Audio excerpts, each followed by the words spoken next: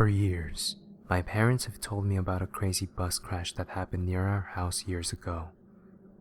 One morning, just days before I was born, my mother had been out in the garden, plucking weeds, when she heard a horrible noise.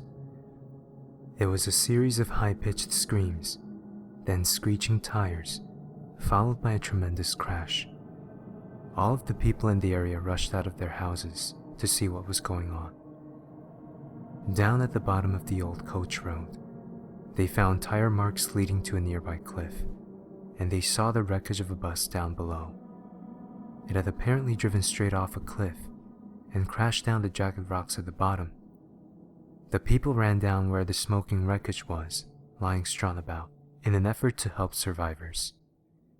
They were horrified when they discovered that it was the local school bus and all the passengers on board were their own children. The bodies of the dead kids lay tangled in the twisted metal. Some had been thrown out of the bus as it fell, and their bodies had smashed against the rocks, killing them on impact. Others had been decapitated by flying glass and shards of metal inside the bus. The parents were screaming and crying as they found the mangled remains of their sons and daughters in the charred wreckage. When the ambulance and fire department arrived, they found no survivors.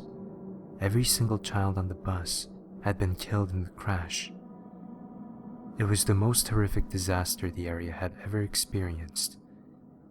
In one horrible moment, the entire generation had been wiped out. The parents of the dead children were inconsolable. A few days later, a huge funeral was held for the kids who had perished.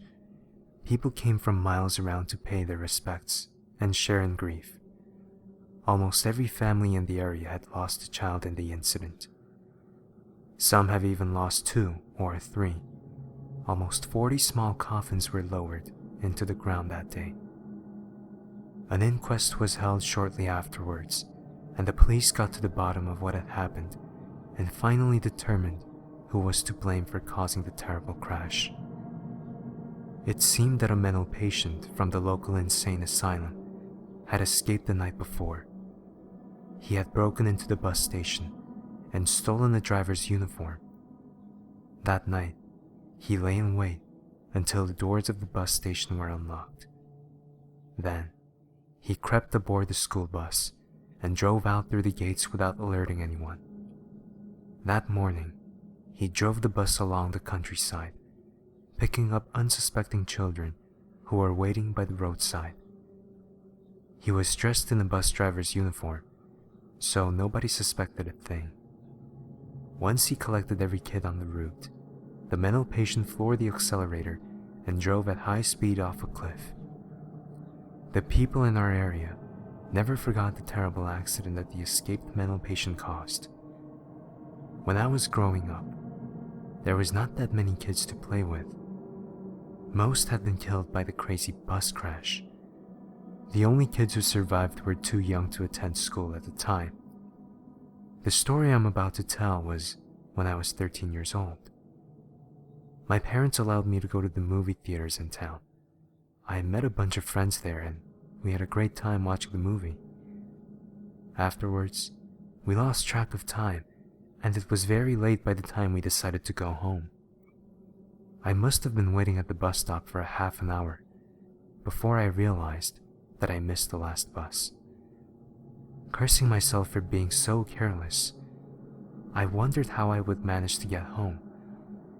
It was not that far of a walk, perhaps a mile or 2, but the roads were treacherous at night in our area.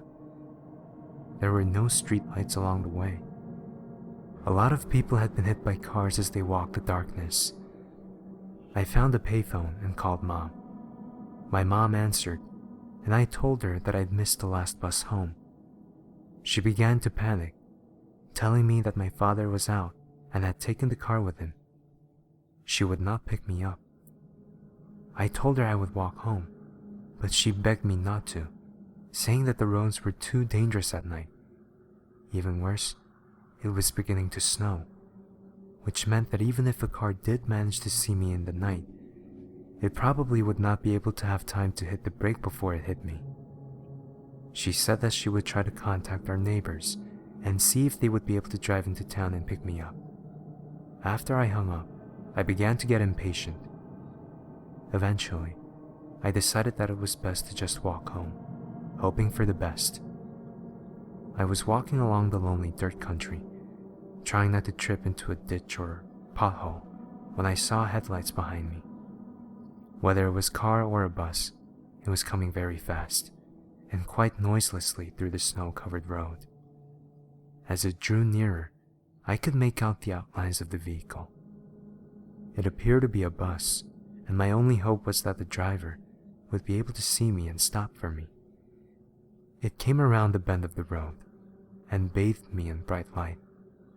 The headlights blazed through the darkness like a pair of fiery meteors.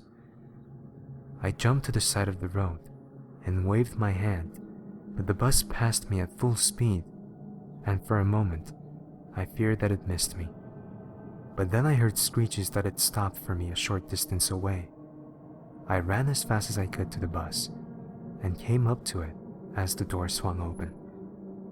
As soon as I stepped in, the doors shut behind me and the driver took off again at full speed. The bus was very dark inside, but as my eyes began to adjust, I could see that it was almost full, despite the fact it was late at night. I found a vacant seat and sat down, resting my weary legs. The atmosphere felt cold, colder, if possible, than outside, and there was a strange and disagreeable smell. I stopped and looked around at the other passengers. They seemed silent. They did not seem to be asleep, but each of them looked ahead. The deathly silence was unsettling, and the smell was quickly unbearable. I felt much too ill to say anything at all. The icy coldness inside the bus chilled me to the bone, and the strange smell was making me sick. Shivering from foot to head, I turned to the young boy next to me and asked if I could open the window. He did not answer. He didn't even blink. I repeated the question more loudly, but still no answer. When I could no longer take the stench, I reached across and tried to open the window, but the latch broke off in my hands. It was then the window was covered in cobwebs and mildew. In fact, every part of the bus started to look in a terrible state of despair, almost decay. The leather seats were crusted with mold, and the floor was literally breaking and rotting away from my feet. I turned to the boy next to me again and asked, "What's wrong with this bus?" Without saying a word, he turned his head slowly and looked me in the face. I will never forget that look as long as I'm alive. My heart turned cold and blood drained from my face. His eyes were as wide as if they were going to pop. His face was as leathery and pale as a corpse. His bloodless lips were drawn back, showing big yellow teeth. The word that I was about to utter died upon my lips, and a dreadful feeling of horror came upon me. I became aware that everyone on the bus was staring at me with the same look on their faces. Their awful faces were rotting in flesh and shirts covered in dirt. Only their eyes, their terrible eyes, were living, and all their eyes were staring at me menacingly. A shriek of terror had burst from my lips as I ran down the aisle. I threw myself against the door and tried to open it. In that single instant, as the door swung open, I heard a crash and the bus rocked back and forth like a ship. Then, I heard many, many children's screams before it went black. It seemed as if I was unconscious for days, as Mom woke me in the hospital. She told me that I had fallen over a cliff near the old coach road. The only reason I did not die was because I had fallen into a snowdrift at some jagged rocks. I had 2 broken legs, a broken arm, and a deep scratch on my forehead. I was found by a farmer who took me to the local hospital. Some may call me a liar, some call me crazy, but think what you want. I was a passenger on the crazy bus.